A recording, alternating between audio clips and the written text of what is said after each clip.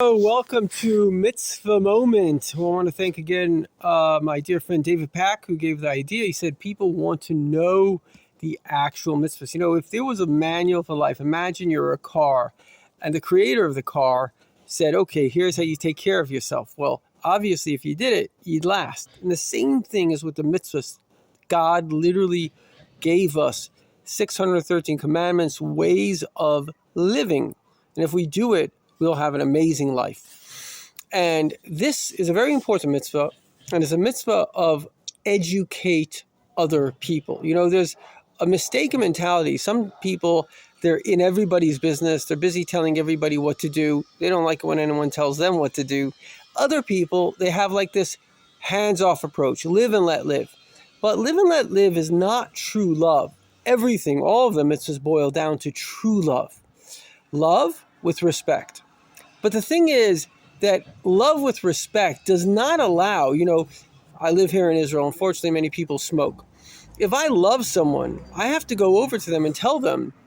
One of the things that I like to do is I say, I'd like to give you a blessing that you should overcome the addiction.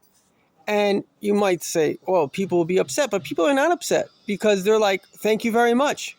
Because people want people to care about them. You know, if you go and somebody's struggling, just go over to them and say, can I help you? Now, 90% of the time, the person will say no, but you know what? 90% of the time, they'll be grateful that somebody cared and even asked them. And so one of the reasons for the development of the internet, actually the development of the world, the Lubavitch Rebbe said, is to be able to give people advice. People need advice. When you know something is good, not in a way that's disrespectful, in a way that's respectful. If you can't say it in a respectful way, don't say it.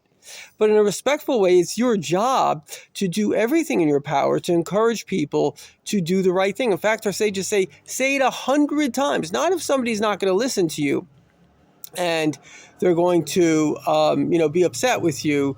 But if there's a potential that another person will listen to you, and it's just a question of you reaching out to them, that's your duty. You know, the unique thing that Judaism brought to the world is we're not victims of circumstances. We're creators of circumstances. And so therefore, you are the one that has to create the better world. It's not up to someone else. It's up to you. That's your obligation.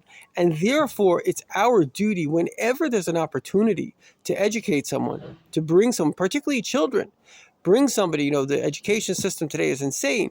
Education has to be about goodness and kindness, growing people.